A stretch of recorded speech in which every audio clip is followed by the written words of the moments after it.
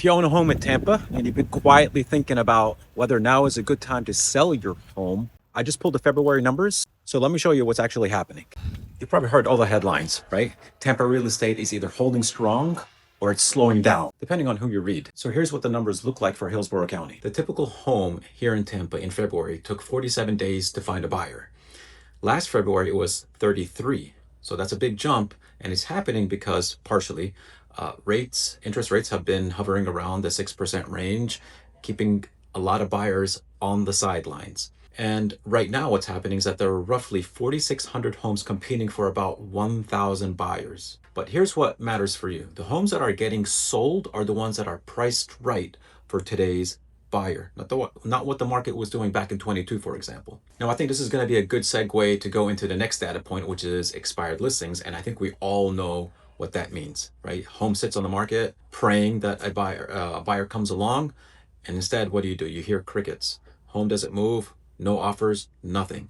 Last month, February, 101 homeowners in this county listed their home, hoping for a contract, hoping for the right buyer, nothing. And here's why that matters.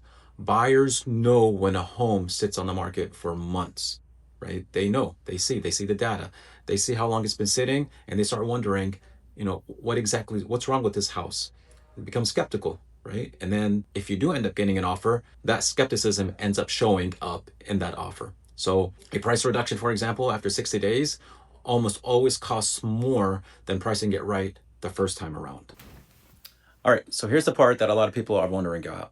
What are homes selling for in February? So median sales price in February, $440,000. That's actually up 7.3% from last February and 10%, get this, 10% up from last month. So prices move around month to month, but the bigger picture is this. If you bought before 2022, you could be sitting on roughly 83% more equity than what your home was worth back in 2019. So you haven't missed the boat, you haven't missed the window on this one. Each month you wait, though, you're competing with more sellers, more new construction incentives, and then buyers having more choices. So you know the equity's there. The question is timing. So I'll leave you with this. Buyers are out there.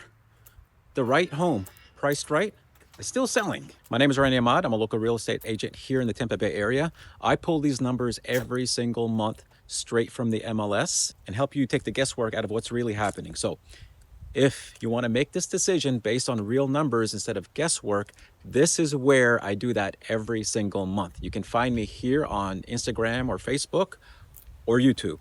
So follow along.